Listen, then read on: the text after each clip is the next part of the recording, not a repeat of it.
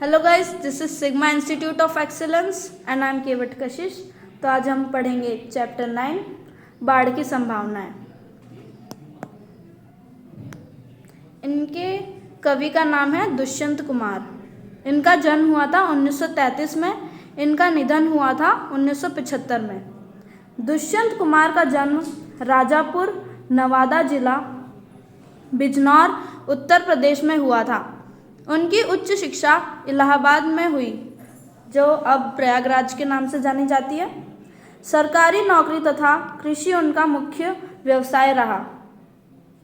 रूढ़िवादी और साम्राज्यवादी शक्तियों से संघर्ष की चेतना उनकी कृतियों का प्राण तत्व है। गीतकार, गजलकार और प्रबंधकार के रूप में उन्होंने नए नए प्रयोग किए, किंतु हिंदू संसार में वे गजलकार के रूप में प्रसिद्ध हुए हैं। उन्होंने गजल को परंपरागत ढांचे से अलग कर सामाजिक राजनीतिक यथार्थ का सफल संवाहक बनाया है। साय में धूप उनका प्रसिद्ध गजल संग्रह है। एक कंठ विषयाई, जलते हुए वन का वसंत, सूर्य का स्वागत उनकी अन्य प्रसिद्ध कृतियां हैं। छोटे छोटे सवाल, आंगन में एक वृक्ष उनके प्रसिद्ध उपन्यास हैं। प्रस्तुत गजल मुसलस एक ही भाव बोध वाली गजल नहीं है। प्रत्येक शेर की भावभूमि भिन्न भिन्न है। समसामयिक जीवन में मानव की स्थिति विसंगतियों से परिपूर्ण है। इससे कवि चिंतित अवश्य है, पर निराश नहीं। तमाम विषम परिस्थितियों की उपस्थिति के बावजूद उम्मीद की एक हल्की सी किरण अभी भी उसके यहाँ बरकरार है, मतलब अभी भी दिखाई देती है।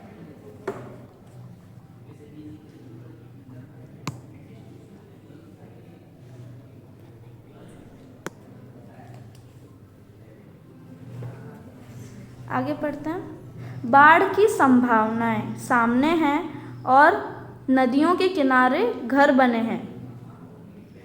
तो कवि कहते हैं कि नदियों में बाढ़ आने की संभावना हमेशा बनी रहती है। ठीक है, मतलब जो अगर नदी के किनारे कोई घर बने होंगे तो वो विनाश कर सकते हैं, उन घरों का तोड़ सकते हैं, बहा ले जाएंगे।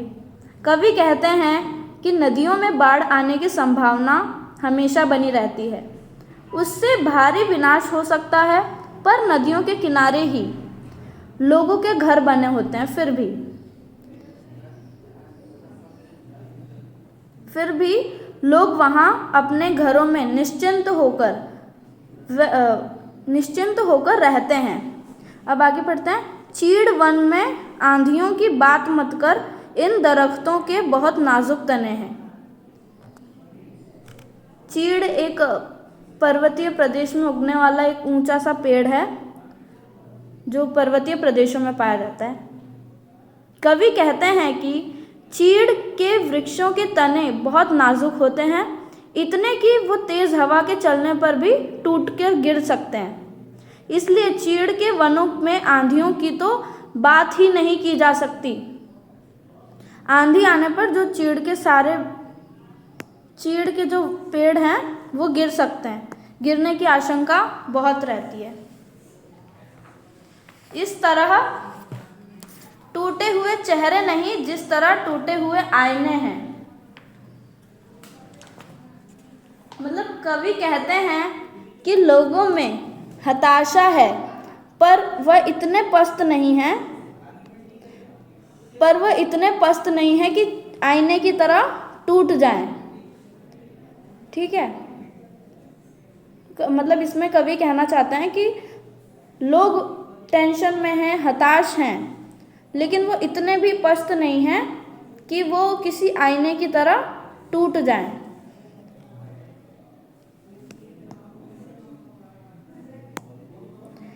आपके कालीन देखेंगे किसी दिन, इस समय तो पांव कीचड़ में सने हैं।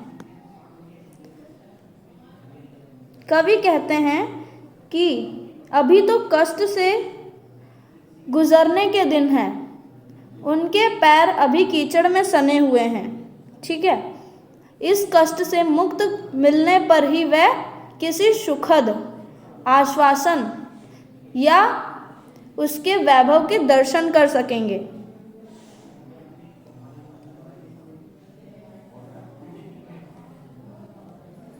जिस तरह चाहो बजाओ इस सभा में, हम नहीं हैं आदमी हम झुंझुने हैं। मतलब कवि कहते हैं कि इस सभा में हमारी स्थिति किसी असहाय व्यक्ति जैसी है, जिसका कोई नहीं है, जिसकी कोई मदद नहीं कर रहा, असहाय व्यक्ति जैसी है। तुम जैसा भी चाहो हमारा उपयोग करो, हमारी हैसियत आदमी के रूप में नहीं रह गई। हम ना आदमी हैं, हम किसी झुनझुने की तरह हो चुके हैं।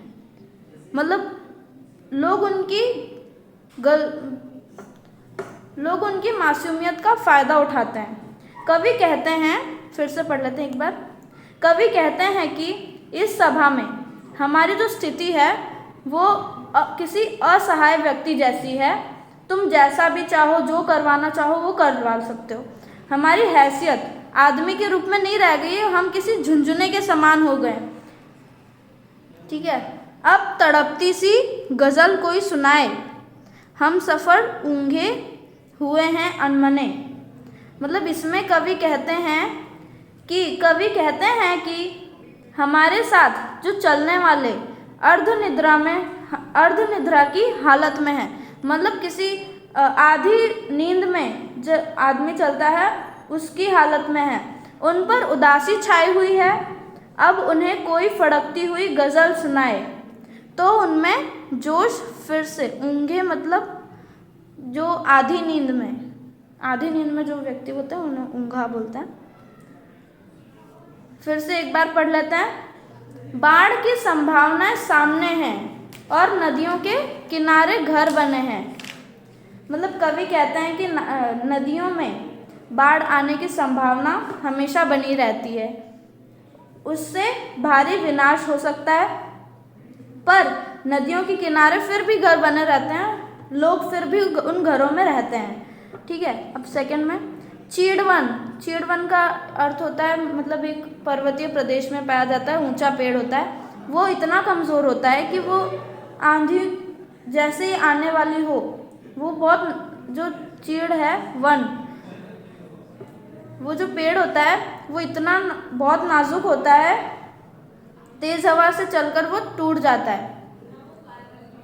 इसलिए चीड़ के वनों में आंधियों की तो बात ही नहीं की जा सकती कि वो गिरने की संभावना अधिक रहती है। इस तरह टूटे हुए चेहरे नहीं, जिस तरह टूटे हुए आईने हैं। मतलब कवि कहते हैं कि लोगों में हताश है लेकिन वो पस्त नहीं है, जिस तरह टूटे हुए आईने हैं। ठीक है, आपके कालीन देखेंगे किसी दिन, इस समय तो पांव कीचड़ में सने हैं। कवि कहते हैं कि अभी तो कष्ट से गुजरने के दिन हैं, अभी दुख का समय चल रहा है, उनके पैर अभी कीचड़ में सने हुए हैं। इस कष्ट से मुक्ति मिलने पर ही वह सुखद आश्वासन या अपने वैभव के दर्शन कर सकेंगे।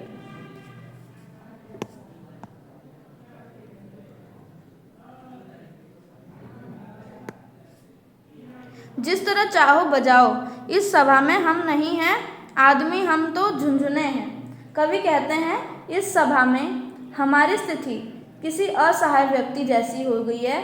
तुम जैसा भी चाहो हमारा उपयोग करो, हमारी हैसियत आदमी के रूप में नहीं रह गई है, हम आदमी न रहकर झुंझुने हो चुके हैं। अब तड़पती सी गज़ल कोई सुनाए, हम सफ़र ऊँघे हुए हैं अनमने हैं। कवि कहते हैं कि हमारे साथ चलने वाले लोग जो है वो अर्धनिद्रा की हालत में है और उन पर उदासी छाई हुई है। अब उन्हें कोई फड़कती हुई गज़ल सुनाए तो उनमें जोश का संचार होगा। तो चैप्टर ख़त्म होता guys. Thank you for watching, आते रहिएगा।